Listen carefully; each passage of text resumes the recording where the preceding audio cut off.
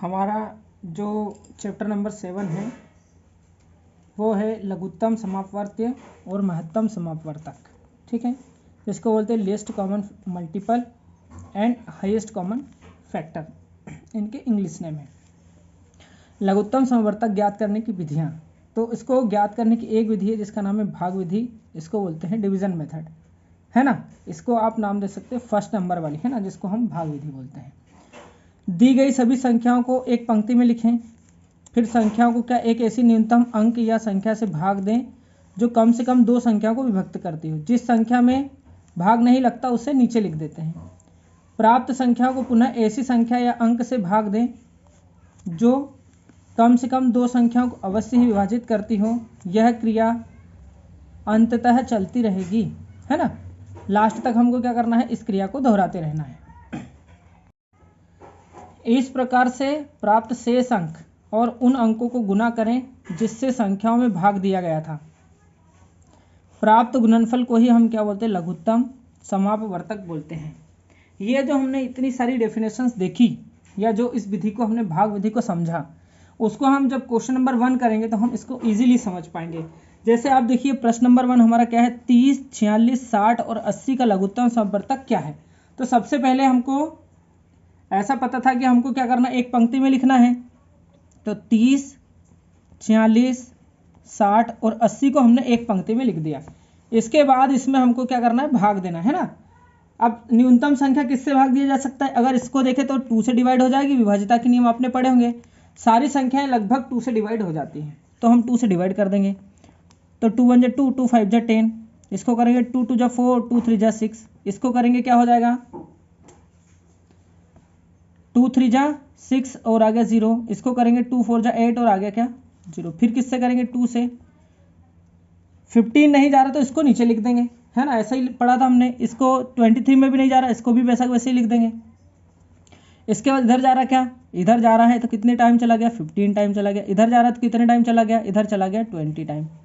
फिर कर दो और डिवाइड, ठीक है। तो 2 से किया तो 15 में नहीं जा रहा एज इट इज़, 23 में नहीं जा रहा एज इट इज़, 15 में नहीं जा रहा एज इट इज़, इसमें जा रहा तो इसमें किससे दे दिया 10 से दे दिया।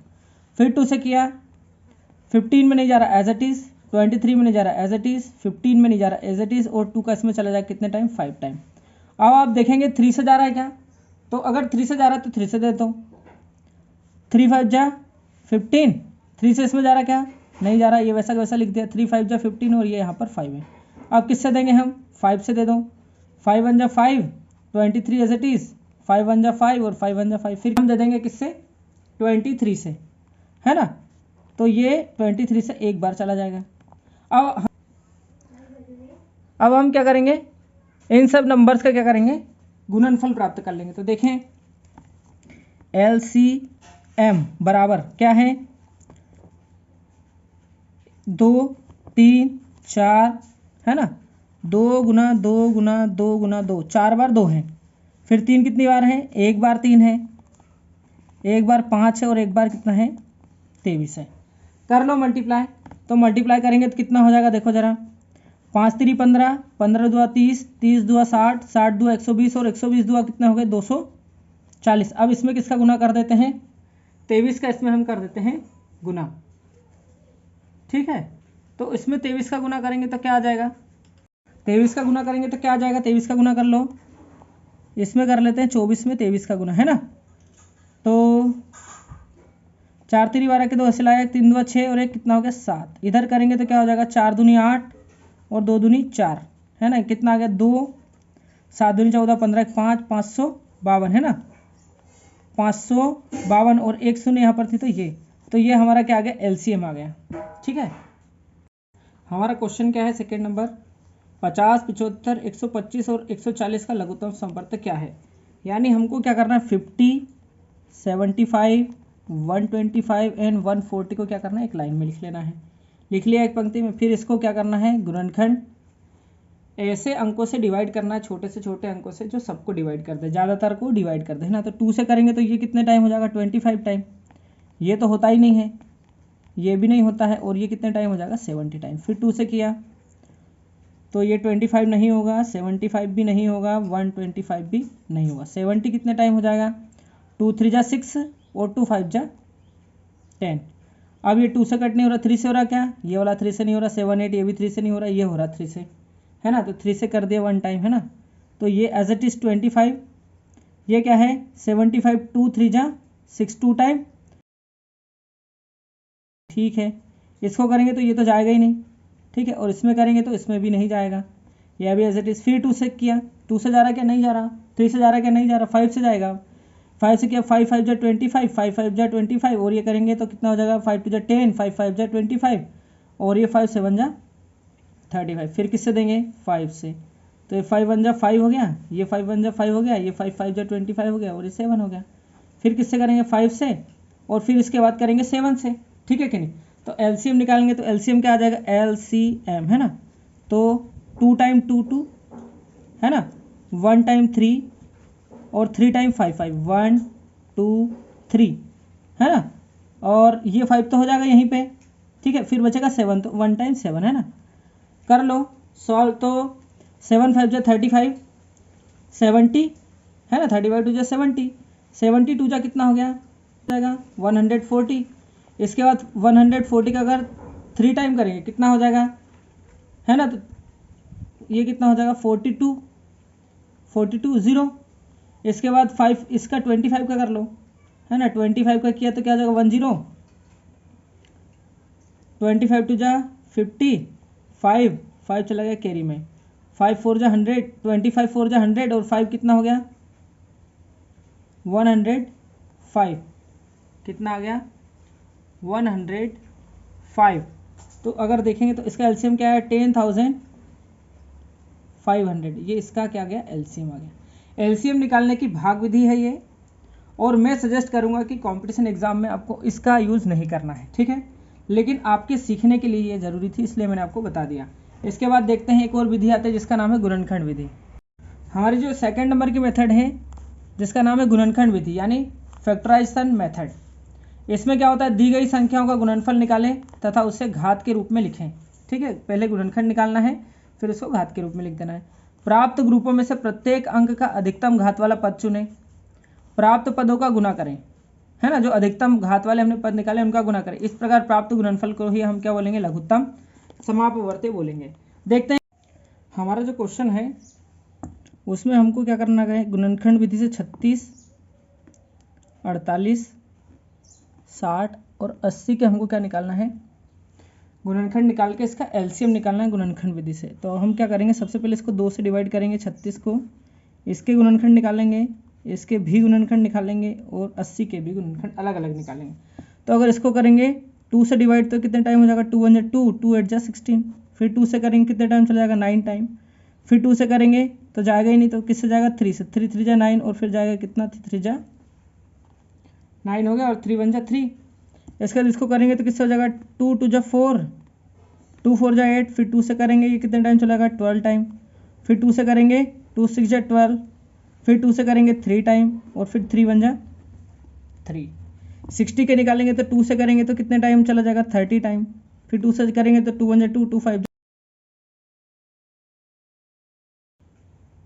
तो क्या हो जाएगा 2 5 जा 10, फिर करेंगे 3 से 3 5 जा 15, फिर 5 से करेंगे 5 1 जा 5, इसको करेंगे तो 2 4 जा 8 और 0, 2 से करेंगे 2 2 जा 4 और 0, फिर 2 से करेंगे 2 1 जा 2, फिर 2 से करेंगे 2 5 जा 10, और यहाँ पे 5 से करेंगे तो 5 1 जा 5, ठीक है। अब 36 का देखो, है ना, 36 से गुणनखंड क्या मिले हमको, 2 की घात 2, और इसको करेंगे तो 3 की घात 3, है ना, इसके गुणनखंड को बड़ी घातों के रूप में लिख लिया, ठीक है। इसके बाद 48 को भी घातों के रूप में करेंगे तो 1 2 3 4, तो 2 की घात कितना हो गया 4, और फिर आ गया 3, ठीक है। फिर इसके बाद क्या है 60 है, तो 60 के क्या होंगे 2 की पावर 2 और 3, और मल्टीप्लाई में आ गया 5, और 80 के निकालेंगे तो क्या हो जाएगा, 80 के निकालेंगे तो कितने 1 2 3 4, यानी 2 की पावर 4, और क्या आ गया 5 आ गया। तो एलसीएम अगर हम देखेंगे इसका, तो एलसीएम आएगा 2 की पावर 4, क्योंकि 2 की पावर 4 ही इसमें सबसे बड़ी घात है। 3 में देखेंगे तो 3 की घात कितनी हो गई, 3 नहीं 2 है, 3 की घात कितनी है 2, 3 की घात 2, तो ये हो गया 3 की घात 2, इससे बड़ा कुछ है क्या नहीं है। इसके बाद है 5, है ना, तो क्या करेंगे, इसको और करेंगे सॉल्व, तो 2 की पावर 4 यानी क्या हो जाएगा, 2 दूनी 4, 4 दूनी 8, 8 दूनी 16, है ना, कितना आ जाएगा 16। कैसे हुआ देखो जरा, 2 दूनी 4, 4 दूनी 8 और 8 दूनी 16, है ना, तो ये हो गया 16। 3 का करेंगे तो 3 3 का कितना हो गया 9, 5 का करेंगे तो 5, इन दोनों का करेंगे तो कितना हो जाएगा 16, तो ठीक है, 9 5 कितना हो गया 45। 16 80 के शून्य सिला 8 और 16 चुकू 64, 64 और 8 कितना हो गया 72, यानी 720 जो होगा वो हमारे इस क्वेश्चन का क्या हो जाएगा, आंसर हो जाएगा। तो इस मेथड से भी आप करोगे तो आपको बहुत अधिक समय लगने वाला एलसीएम निकालने में। इससे भी बेहतरीन मेथड है जिसको बोलते हैं हम लॉजिकल मेथड। मैं आपको वो बताऊंगा, बहुत आपके लिए इजी है और 1 मिनट के अंदर अंदर आपका आंसर आ जाएगा। देखते हैं लॉजिकल मेथड। ये है हमारी लॉजिकल मेथड एलसीएम निकालने की, जिसको हम बोलते हैं तार्किक विधि। इसमें हमको तर्क लगाना है, हमारा आंसर बहुत इजीली आ जाएगा। आप अगर इसको देखोगे तो प्रश्न नंबर 1 हमारा है 24, 30 और 40 का हमको एलसीएम निकालना है।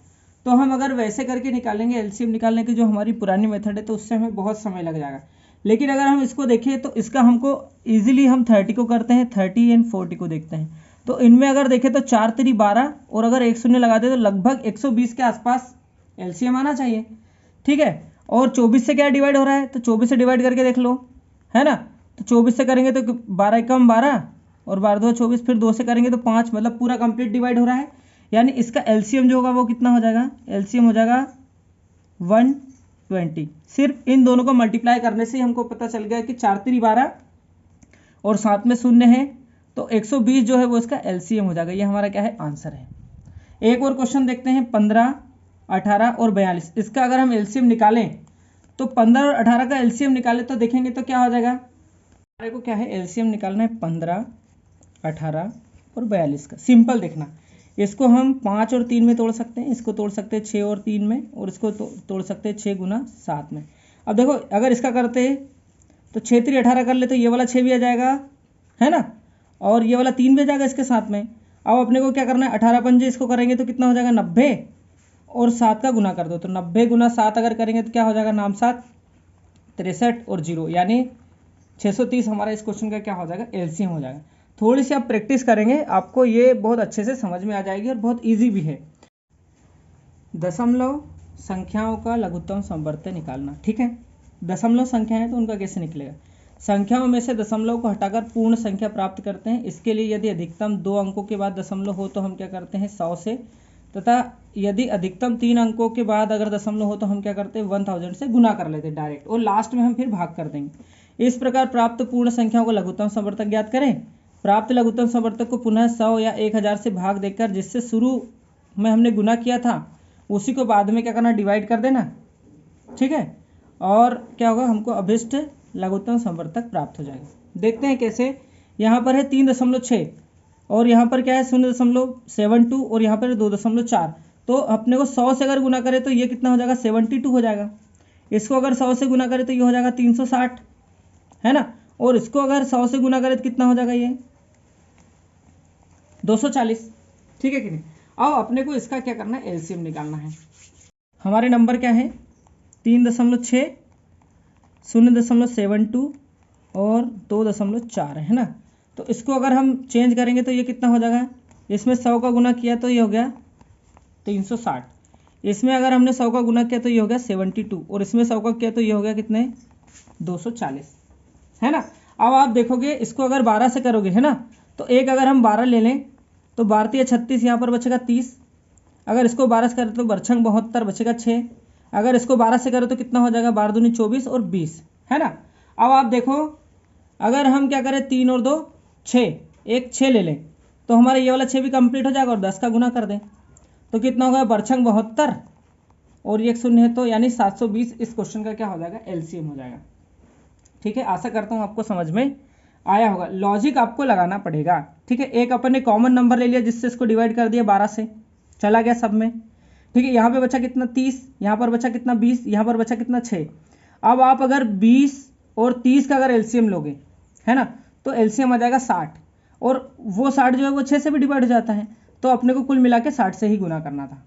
सिंपल से डिवाइड करोगे तो क्या हो जाएगा, 100 से डिवाइड करोगे, ये 0 0 कट गया तो आंसर क्या आ जाएगा, आंसर आ जाएगा 7.2। इसका एलसीएम क्या आ जाएगा 7.2। अब आ जाओ क्वेश्चन नंबर 2 पर, है ना। आशा करता हूँ आपको समझ में आया होगा। अब चलते हैं नेक्स्ट क्वेश्चन पे, है ना, जो कि क्या है हमारा 0.15। अब इसमें अगर आप 100 से डिवाइड करोगे, आप इसमें क्या करोगे, 100 से डिवाइड करोगे तो क्या हो जाएगा, 100 से डिवाइड करोगे, ये 0 0 कट गया तो आंसर क्या आ जाएगा, आंसर आ जाएगा 7.2। इसका एलसीएम क्या आ जाएगा 7.2। अब आ जाओ क्वेश्चन नंबर 2 पर। इसमें क्या करो, हमारा जो क्वेश्चन है उसमें क्या है 0.15 और क्या है 0.025 और 0.36। तो सबसे पहले इन दशमलव को अपने को हटाना है, ठीक है। तो दशमलव के बाद 3 अंक है तो 1000 का गुना करना पड़ता है। 1000 का गुना इसमें करेंगे तो क्या हो जाएगा, ये हो जाएगा 150। इसमें 1000 का करेंगे तो ये हो जाएगा कितना 25। इसमें 1000 का करेंगे तो ये कितना हो जाएगा 360।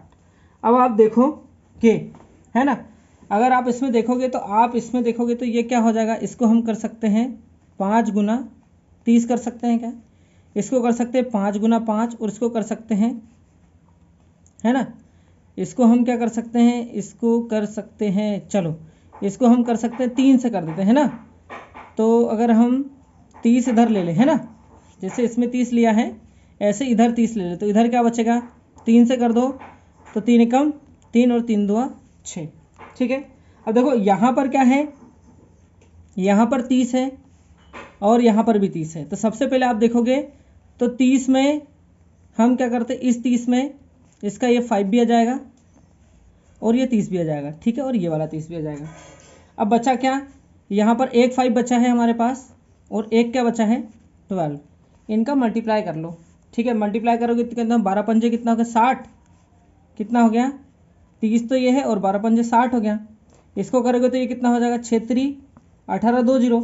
अब अपन ने देखो यहाँ पे 1000 का गुना किया था तो 1000 से इधर क्या कर देंगे, भाग देंगे, 2 0 से 2 0 कट जाएंगे तो हमारा एलसीएम क्या आ जाएगा 1.8 आ जाएगा। ये हमारा क्या आ जाएगा, इस क्वेश्चन का आंसर आ जाएगा। भिन्नों का लघुत्तम संवर्तक ज्ञात करना। अगर हमको भिन्नों का लघुत्तम संवर्तक ज्ञात करना हो तो कैसा करेंगे, भिन्नों का लघुत्तम संवर्तक ज्ञात करने का एक फार्मूला रहता है कि अंशों का क्या निकाल लो आप, लघुत्तम संवर्तक निकाल लो, और हरों का क्या निकाल लो, महत्तम संवर्तक। इसको सॉल्व करने से हमको भिन्नों का लघुत्तम संवर्तक प्राप्त हो जाएगा। जैसे देखिए 4 बटे क्या है 5, 6 बटे 25 और 8 बटे 15 का लघुत्तम संवर्तक ज्ञात कीजिए क्या है। हमारा जो क्वेश्चन क्या है उसका हम निकालेंगे 4 बटे 5 और 6 बटे 25 और क्या है हमारा है 8 बटे 15, ठीक है कि नहीं। अब अगर हम अंशों का क्या निकालें एलसीएम, तो अंशों का एलसीएम निकालेंगे तो ये 8 तो है, ये किस में आ जाएगा 4 में आ जाएगा। 4 गुना 2 कर सकते हैं क्या इसको, ठीक है। तो ये वाला 4 कट गया, ये 4 2 8, इसको करेंगे तो क्या हो गया 2 गुना 3, है ना, तो ये वाला 2 कट गया, ठीक है। 1 2 आ गया, एक क्या आ गया 4 आ गया, ठीक है। एक क्या बचा यहाँ पर 3 बचा, है ना, तो कितना हो गया ऊपर आ गया एलसीएम 4 3 12 12 दूनी 24 एलसीएम आ गया। इधर ये निकालेंगे एचसीएफ, तो ये 5 तो है, ये 5 मल्टीप्लाई 5 और ये 5 मल्टीप्लाई 3, इसमें 5 5 5 मैच करो तो ये आ गया 5, तो कितना हो गया ये 24 बटे 5, इसका क्या आ गया एलसीएम आ गया। ये हमारा क्या है आंसर है। हमारा क्वेश्चन नंबर 2 है, क्या है 2 बटे 3 2 बटे 3 5 बटे 6 और 7 बटे 12 और 1 बटे 9 का लघुत्तम संवर्तक ज्ञात कीजिए। तो लघुत्तम संवर्तक मतलब 2 बटे 3 5 बटे 6 7 बटे 12 और 1 बटे 9 का हमको ऊपर के जो अंश है इनका लेना पड़ेगा लघुत्तम संवर्तक। तो क्या हो जाएगा ये 7 पन्ना 35 और 35 दुआ कितना आ गया 70 आ गया।